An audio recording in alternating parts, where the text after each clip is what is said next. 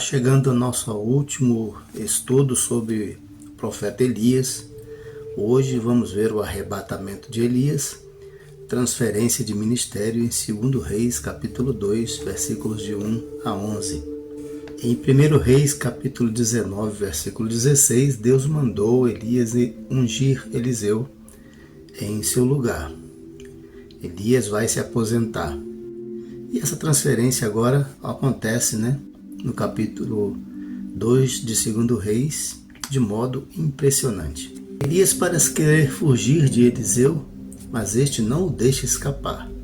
Elias diz que vai a Betel, versículo 2, que vai a Jericó, no versículo 4, que vai ao Jordão, no versículo 6. Mas Eliseu lhe responde: tão certo como Deus vive e tu vives, tão certo também não te deixarei. Eliseu não estava querendo evitar que Elias fosse arrebatado. O que ele estava querendo era a porção dobrada do espírito de Elias, porque ele sabia as dificuldades que teria sendo profeta em Israel, na situação em que estava de idolatria entre o povo. Então Eliseu se porta como um personagem impressionante aqui, Ele não deixa Elias escapar de vista nem um segundo. O espírito de Elias diz respeito a seu poder, o poder que nele fluía, o poder de Deus, sua capacidade de obedecer a Deus, de submissão a Deus. Ao estudarmos Eliseu, vimos que ele conseguiu a porção dobrada, porque o que abundou em Elias também foi abundante na vida de Eliseu. Então ele conseguiu a tão sonhada porção dobrada do espírito de Elias. Hoje, entretanto, nós somos discípulos do maior profeta, maior do que Eliseu, maior do que Elias.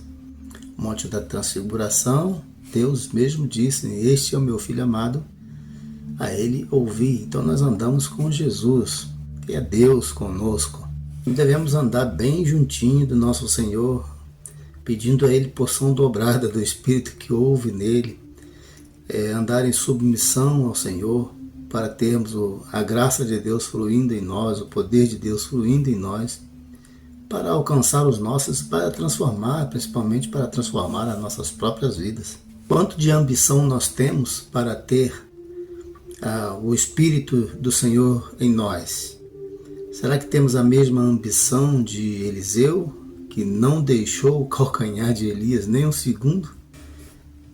Talvez isso tenha a ver com o que Jesus disse, para nós vigiarmos e orarmos. E Paulo disse em 1 Tessalonicenses 5,17, orai sem cessar, buscando constantemente esse poder fluindo em nós e dominando a nossa vida. Muita gente até está querendo poder, mas está de olho apenas no poder e não no Espírito Santo, não em Deus. E não é por aí.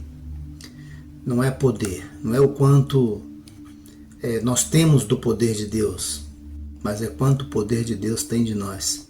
Alguém disse certa vez.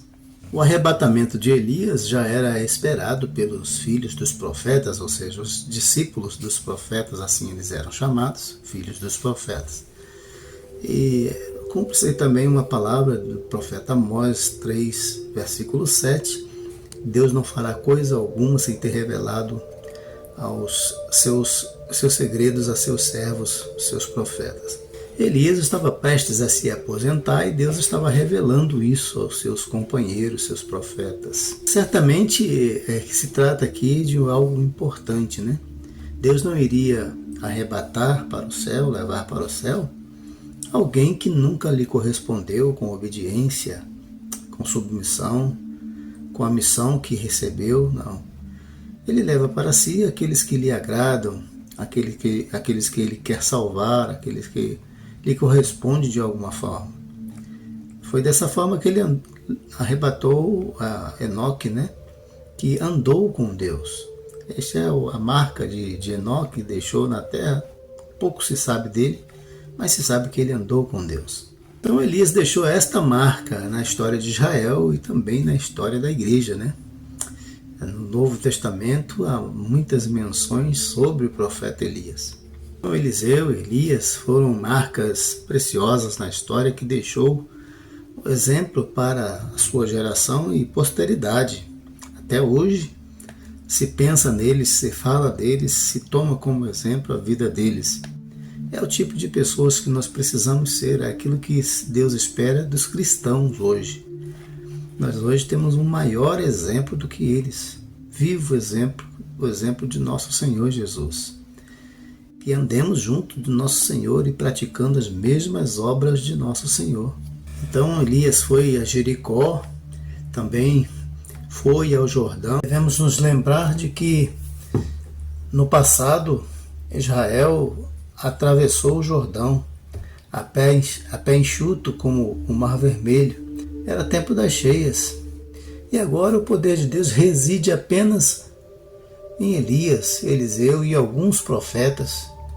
A comunidade dos profetas era para ser a comunidade do povo de Deus daquele tempo, como deve ser hoje. O povo deve viver a mentalidade de pessoas que andam com Deus, que vivem com Deus, que obedecem a Deus, que têm uma missão de Deus. No entanto, era totalmente diferente e ainda é totalmente diferente hoje. As pessoas vivem alheias a Deus, achando que podem manipular Deus. Então, era uma situação bastante difícil, mas Elias e Eliseu deixaram a marca deles na história de obediência. E foi por isso que eles foram vencedores, vitoriosos, né? Por isso que Elias agora está sendo levado para o céu em grande estilo. Então, bom seria se todo o povo fosse uma comunidade de profeta da estirpe de Elias e Eliseu, de Micaías, né? Era isso que Deus esperava, que todos eles fossem uma comunidade assim, e a mesma coisa o Senhor Jesus espera de nós, que nós sejamos todos um nele, o mesmo Espírito fluindo em nós.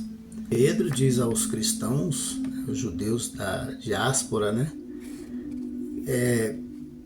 Vós sois a geração eleita, o sacerdócio real, a nação santa, o povo adquirido, para que anuncieis as virtudes daqueles que vos chamou das trevas para a sua maravilhosa luz. E é isso que se espera da igreja. A igreja é corpo do Senhor Jesus, e como corpo deve ser a expressão do cabeça, do Senhor Jesus. Uma igreja que não vive o Senhor Jesus pode ser como essa igreja aqui de Apocalipse 5, versículo 2, a igreja de Éfeso, que Jesus diz assim: recorda depois de onde caíste, converte-te e retorna à conduta de outrora, do contrário virei a ti, e caso não te convertas, removerei o teu candelabro de sua posição. Deus ameaça tirar, Jesus ameaça tirar a igreja, né, porque ela não cumpre a sua missão. Então para que serve, né? Existir só com nome de igreja. Tem muitas igrejas por aí que tem nome de igreja, mas não são mais igrejas, deixaram de ser igreja há muito tempo. No versículo 11, diz que Elias foi separado de seu companheiro Eliseu por um carro de fogo com cavalos de fogo e subiu ao céu num redemoinho. O carro era uma força de guerra mais importante naquele tempo, e este carro era mais importante ainda porque era de fogo, né? E o fogo era também a arma mais destruidora que existia naquele tempo. E aqui estão presentes essas armas destruidoras, só que são armas, são fogo do céu, né? São instrumentos de guerra do céu, e aparecem esses instrumentos exatamente por causa do contexto. Então veja que Elias está terminando seu ministério, vai se aposentar, mas vai gozar a sua aposentadoria na mansão celestial, e vai em grande estilo, né? Carruagem de fogo, redemoinho, sobe ao céu de maneira extraordinária, mostrando assim que ele é de outro nível, ele é de Deus, ele não pertence a este mundo caído, ele é dos céus. A partir também daí, Deus não seria mais conhecido somente como Deus de Abraão, mas também seria conhecido como Deus de Elias, o grande profeta. É daí que se vem a ideia de que Elias passa a ser o pai de todos os profetas, representante de todos os profetas. Ele aparece no Monte da Transfiguração, ao lado de Moisés, conversando com Jesus. E aí uma nova transferência de autoridade, de poder, em que Deus diz: este é o meu filho amado, a ele ouvi. Então hoje nós temos de ouvir a Jesus. As histórias do Velho Testamento são importantes porque é com ela que a gente entende melhor como a revelação de Deus se evoluiu, se caminhou na história até chegar a Jesus. Jesus não surgiu do nada, não surgiu por acaso, não surgiu assim como um mágico, né? Como o Aladim, que alguém esfregou a lâmpada e ele apareceu, não.